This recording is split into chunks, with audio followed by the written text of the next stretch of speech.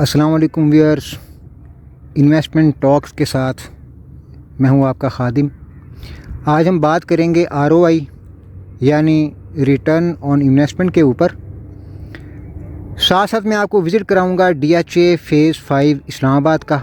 हमारे सामने है इस्लामाबाद हाईवे, उसकी परली तरफ डीएचए फ़ेज़ 2। ये आपको सेक्टर नज़र आ रहा है ए और इसकी बैक पे बी है। ये सामने सेंट्रल कमर्शियल, इस तरफ सेक्टर सी। ये जो आपको ऊंचे घर नज़र आ रहे हैं ये भी सेक्टर सी में आते हैं।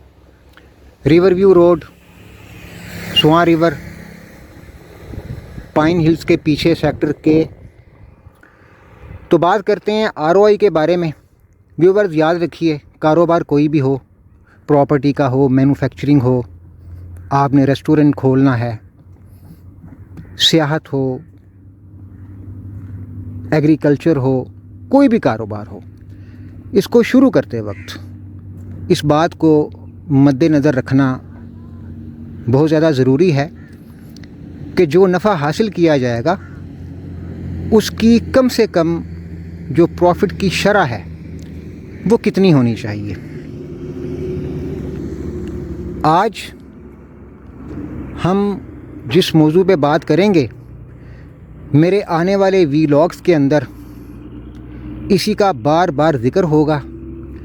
इसलिए सबसे पहले हम आरओआई के बारे में समझने की कोशिश करते हैं। आरओआई से मुराद ये है कि जब आप किसी कारोबार में सरमाया लगाते हैं और प्रॉफिट हासिल करते हैं, तो ये जो प्रॉफिट है ये उस लगाए जाने वाले सरमाए का कितने फ़ीसद है। मिसाल के तौर पे कारोबार में सरमाया लगाया गया 100 रुपये, प्रॉफिट हासिल हुआ 10 रुपये। इसका मतलब ये है कि आरओआई 10% हासिल किया गया, क्योंकि हासिल किया जाने वाला जो प्रॉफिट है यानी 10 रुपये, वो लगाए जाने वाले सरमाए यानी 100 रुपये का 10% है। इसके बिल्कुल मसावी अगर हम बड़ी मिसालों को देखें तो आप कारोबार में 10 लाख रुपए लगाते हैं और प्रॉफिट हासिल होता है 1 लाख रुपया। इसका भी यही मतलब है कि 10% आरओआई हासिल किया गया। इसी तरीके से आप 1 करोड़ रुपया कारोबार में लगाते हैं या इन्वेस्ट करते हैं और आपको 10 लाख रुपए प्रॉफिट हासिल होता है, तो ये भी 10% आरओआई ही हासिल हुआ।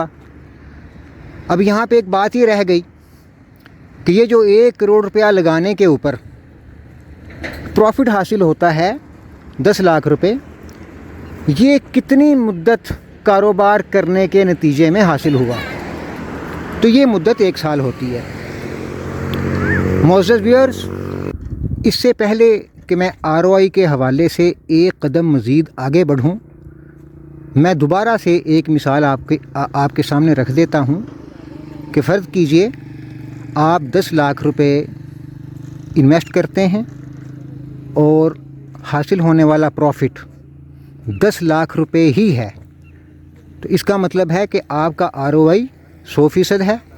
या आपने अगर कारोबार में 10 लाख रुपए लगाए और आपको हासिल होने वाला नफ़ा 5 लाख है, तो इसका मतलब है कि आपने 50% आरओआई हासिल किया। अब हम एक कदम मज़ीद आगे बढ़ते हैं। फ़र्ज़ कीजिए कि आपने इन्वेस्ट किया 1 करोड़ रुपया और 4 साल के बाद आपको जो नफ़ा हासिल हुआ वो है 40 लाख रुपए। अब भी आपने 10% आरओआई ही हासिल किया है, क्योंकि 40% जो रिटर्न है वो दरअसल 4 सालों में हासिल हुआ है, ना कि 1 साल में। आखिरी बात, जो भी बिज़नेसमैन कारोबार को या इन्वेस्टमेंट को शुरू करते वक्त इस बात का तयन नहीं करता कि मैंने कम अज़ कम कितने फ़ीसद आरओआई हासिल करना है, तो उमूमन वो नुकसान उठाता है। याद रखें, एक तजुर्बेकार बिज़नेसमैन مختلف بزنسز کی فیزیبلٹی بنائے گا، اور اگر کوئی شخص، اگر کوئی انویسٹر پراپرٹی میں اپنے سرمایے کو انویسٹ کرے گا تو وہ تقابلہ کرے گا، کمپیریزن کرے گا، جہاں پہ اس کو زیادہ ROI حاصل ہوتا ہوا نظر آئے گا تو وہ اسی انویسٹمنٹ کا انتخاب کرے گا۔ اب آخری بات یہ رہ جاتی ہے کہ کم از کم ROI کتنا ہونا چاہیے۔ اس کے بارے میں ہم بات کریں گے اگلے ویلاگ میں۔ تب تک کے لیے اجازت دیجیے، اللہ حافظ۔